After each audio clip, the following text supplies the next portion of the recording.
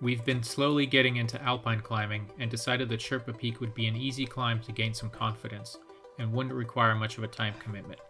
But we seriously underestimated the approach and route finding, so ended up with a very long and tiring second day.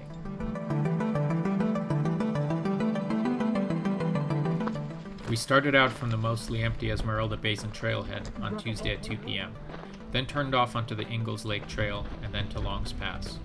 You gain a lot of elevation, but the trail is pretty gradual with a lot of switchbacks, gaining about 2,000 feet in 3 miles.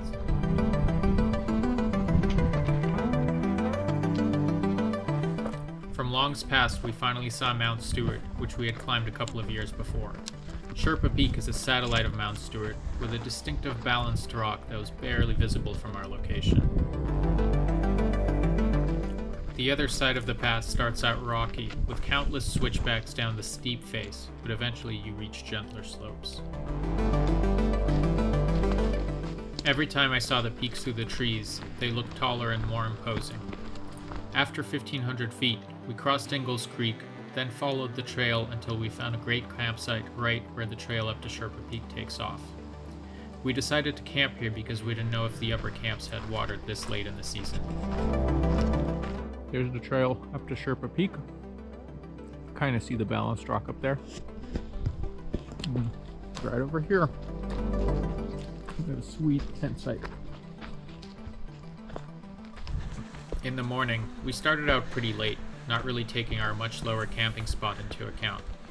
The start of the trail was steep, overgrown, and has a bunch of fallen trees.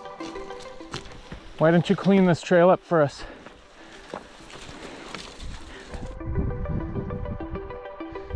Once out of the forest, the trail got more defined, but pretty soon we had to turn off for Sherpa, as staying on the trail would take us up to Mount Stewart.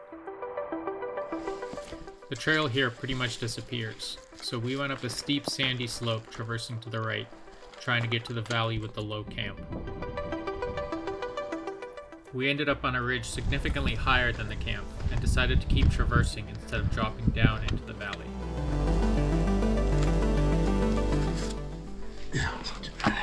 Yeah. As we entered the rockier parts above camp, the clouds behind us got darker and more menacing. After a lot of scrambling up big boulders, we finally made it up to high camp. I think you could just belay from camp. We continued up the scree field, aiming for the obvious notch in the ridge above.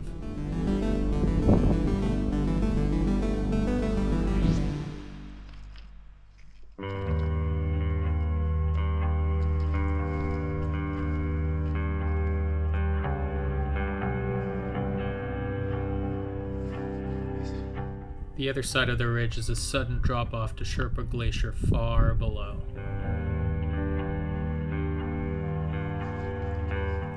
We scrambled up the ridge until we got to the start of the climbing, where we put on harnesses. But the first part looked pretty easy, so we decided to keep climbing up without a rope.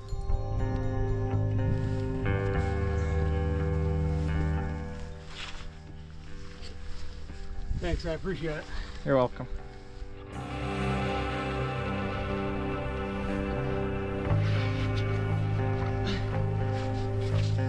Nice.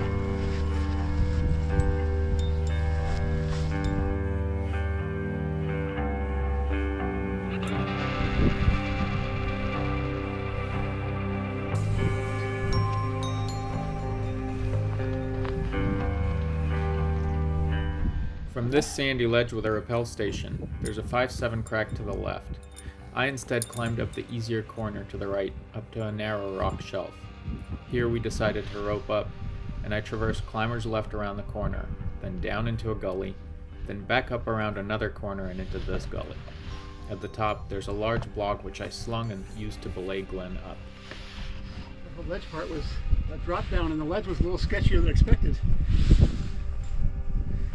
From the big sandy ledge, we unroped and scrambled up and right onto the south face.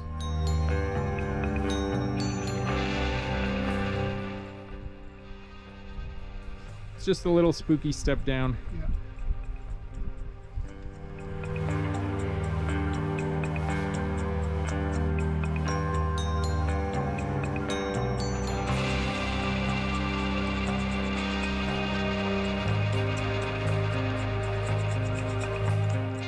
Right around the corner, we saw the summit and the Crux pitch that leads up to it, but it took us a while to locate the landmarks in the jumble of rocks in front of us.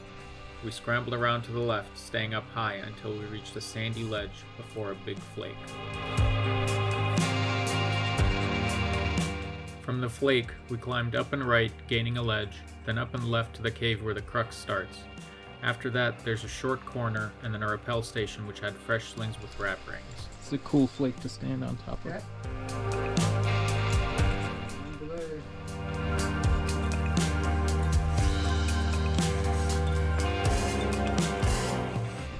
Here's Glen pulling the Crux move, where you bear hug a big boulder, then get feet up left and stand on a slabby scoop.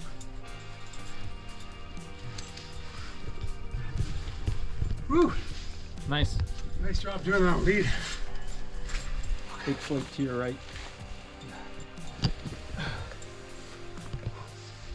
From here, Glen led a short pitch up into a wide corner with one tricky step up.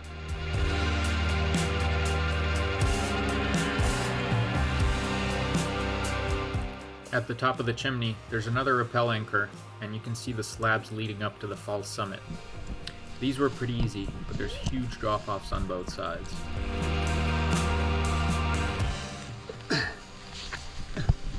Hopefully it's easier the other way. Yeah. Nice. Now the summit is just, we can just walk it.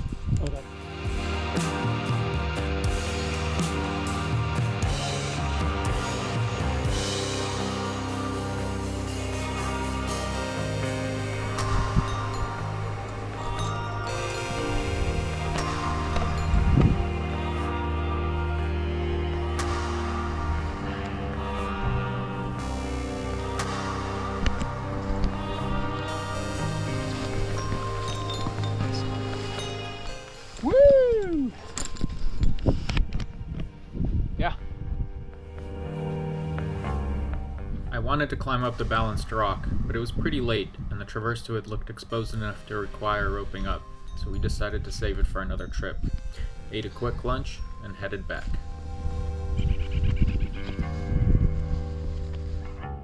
We down climbed back to the rappel anchor above the Crux, then rappelled down from there. Maybe easier on the way back.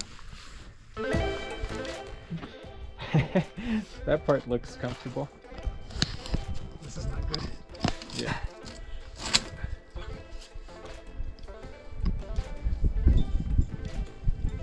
Turns out this harness isn't that comfortable either. Oh yeah, I have to rappel in mine.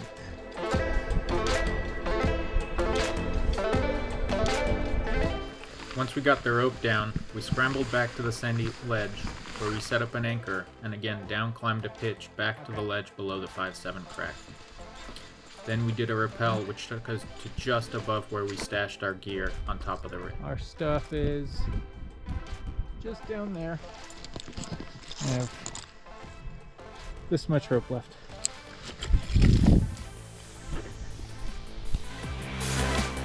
After another quick rappel, we were back on the ridge, where we put away the climbing gear and started the long scramble back to camp. On our way down, we spooked some ptarmigans, but this one let me get really close.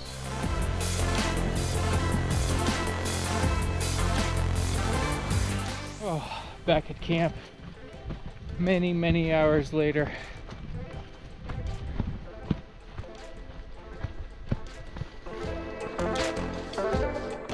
As we were heading up Long's Pass, it got pretty smoky, so we're glad to be heading out.